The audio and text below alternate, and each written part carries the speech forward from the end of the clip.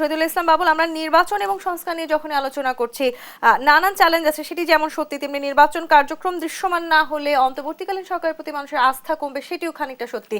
বিএনপির মতো বড় রাজনৈতিক দল তারা বারবার বলছে তারা একটি নির্বাচনী রোডম্যাপ চাইছে, এবং অনেক নেতাকর্মীদেরকে আমরা এটিও বলতে শুনেছি যদি ডিসেম্বরের মধ্যে রোডম্যাপ না আসে তাহলে রাজপথে আন্দোলন নামার বিষয়ে আমরা শুনেছি। সেটি কতখানি সত্যি? রাজপথে আবারও যদি আন্দোলন শুরু হয় বাংলাদেশের জন্য সেটি কতখানি সুখকর? এক্স্যাক্টলি আপনি যেটা বললেন এবং নাজমুল আশরাফ ভাই যেটা বললো, মানে একই কথা। আসলে আমাদের তো অনেক অভিজ্ঞতা হলো, আমরা এই ফিট দেখলাম, ওই ফিট দেখলাম, গণতন্ত্র দেখলাম, গণতন্ত্রের নামে গণতন্ত্রের মৎসব দেখলাম, গণতন্ত্রের নামে স্বৈরতন্ত্র দেখলাম, ফ্যাসিবাদ দেখলাম, সবই দেখলাম, 1-11 দেখলাম। এখন আবার আরেকটা অন্তর্বর্তী সরকার আমরা দেখছি। বলে না যে ঘরপোড়া গরু সিঁদুরে মেঘ দেখলেই ভয় পায়। আমাদের অনেক ভয়। এদেশের মানুষের দীর্ঘকাল এদেশের মানুষ অধিকার বঞ্চিত। 15 বছর কম সময় না একটা জাতি রাষ্ট্রের মানুষের জীবনে, হয়তো অনেক বড় কম সময় না, কিন্তু অনেক বড় সময়। এবং একটা জাতি রাষ্ট্রের জন্য এই 15 বছর মানুষ ভোট দিতে পারছে না, মানুষ মৌলিক অধিকার থেকে বঞ্চিত, আমার প্রতিষ্ঠানগুলো ধ্বংস হয়ে গেছে। এখন আপনি আবার আরেকজন অনির্বাচিত সরকার, আপনি এসে সবকিছু ধোঁয়াশা, সবকিছু অস্পষ্ট, সবকিছু মানে 100 দিন চলে গেছে সরকারের, 100 দিন। আমরা আগের যে কেয়ারটেকার সরকারগুলো দেখতাম যে 90 দিনের মধ্যে, 80 দিনে, 85 দিন, 87 দিনের মধ্যে তারা ভোটের ব্যবস্থা করতো। ঠিক আছে, সেটা একটা ব্যবস্থা, এটা আবার অন্য একটা ব্যবস্থা, আমরা বুঝতে পারি।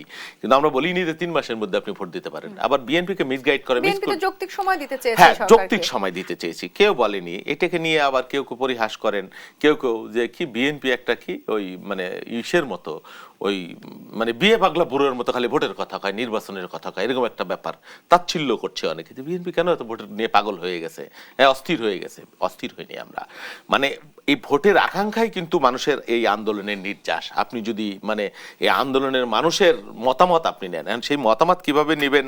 আপনি বলতে পারেন যে না, তারা সব সংস্কার করে ভোটের জন্য নির্বাচন হয়, কি গণ অভ্যুত্থান হয় নাই, মানুষ রক্ত দেয় নাই আর একটা সরকারকে আনার জন্য, বিএনপিকে আনার জন্য। এইটা কোনো বক্তব্য হতে পারে?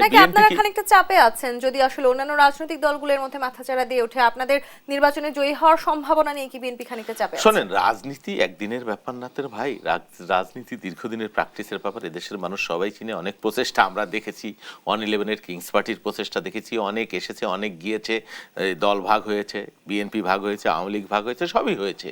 আমরা তো দেখলাম এই রাজনীতির বর্তমান কি, অতীত কি, ভবিষ্যৎ কি, সবই আমাদের দেখা আছে। আমরা কোনো অস্থির হইনি। আমরা মানুষ যেই স্পিরিট, যেই নির্যাস এই আন্দোলনের, সেটা হলো গণতান্ত্রিক সমাজ, কল্যাণ রাষ্ট্র, মানবিক রাষ্ট্র, বৈষম্যহীন সমাজ। সেই সমাজ এই সরকারের দ্বারা পূরণ করা সম্ভব না, হচ্ছে না। এদের কোনো জবাবদিহিতা তো নাই। এরা কার কাছে জবাবদিহি করবে আপনি বলেন? এদের কি ম্যান্ডেট আছে, বা এরা কি গণভোট নিয়েছে? তারপর আমরা তাদেরকে সমর্থন করছি। হ্যাঁ, আস্থা কতক্ষণ আছে, কতটুক থাকবে, এটা আপনি কিভাবে বলবেন?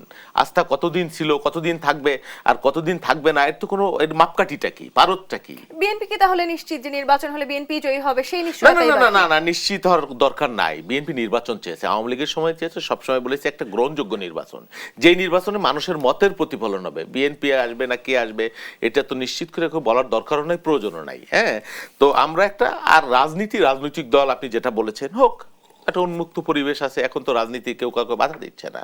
নতুন নতুন রাজনৈতিক দল হলে ভালো, তরুণদের মধ্য থেকেও যদি হয় সেটাও ভালো, আমরা ওয়েলকাম করছি।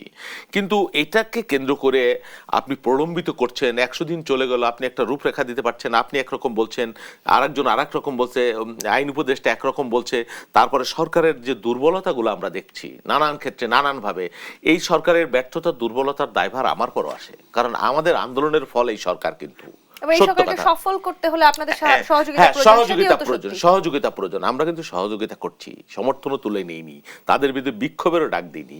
কিন্তু তাদের ব্যত্যয়গুলো তো আমরা দেখছি, তাদের কাজের গতিটা আমরা দেখছি। তাদের এই উপদেষ্টা মনোনয়ন বিতর্কিত অনেক ব্যাপার, বয়সজনিত ব্যাপার, অনেকে মানে নিজের শরীরের ভারে নুজো হয়ে গেছে, এগুলো একটা ব্যাপার আছে। এগুলো না হলেও পারতো। আমাদের ইউনূস সাহেব, উনি এক মেসি, ম্যারাডোনা, এটা হলে তো হচ্ছে না।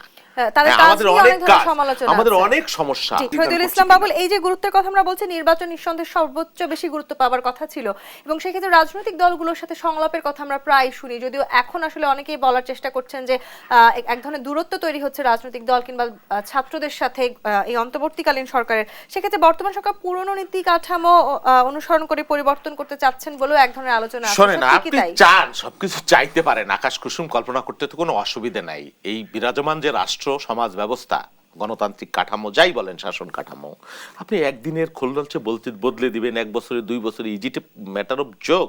এত সহজ? শোনেন, আপনি ব্যক্তিগত জীবনে একজন ভালো একাডেমিশিয়ান হতে পারেন, আপনি একজন ভালো গাইয়ে হতে পারেন, একজন ভালো খেলোয়াড় হতে পারেন, আপনি একজন ভালো শাসক হবেন, এই 18 কোটি মানুষের এটাকে এটা ব্যক্তিগত অভিজ্ঞতার ব্যাপার আছে, রাষ্ট্র পরিচালনা, আপনার ধৈর্যের ব্যাপার আছে, আপনার কি টেম্পারের ব্যাপার আছে, আপনি কতটুকু ধারণ করতে পারেন, তারপরে আপনার কাজের গতির ব্যাপার আছে, আপনার শরীরের ব্যাপার আছে, অনেকগুলো ব্যাপার ফ্যাক্টর এখানে কাজ করে।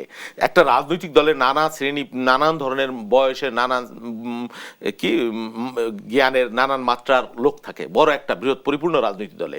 এই কেয়ারটেকার গভর্নমেন্টের মধ্যে কিন্তু সেটা নাই, এবং রাজনৈতিক দলের নির্বাচিত যদি না, আমি বলছি, এই 100 দিনে কি আপনারা অন্তর্বর্তীকালীন সরকারের কাছে গিয়ে কথাগুলো বলেছেন?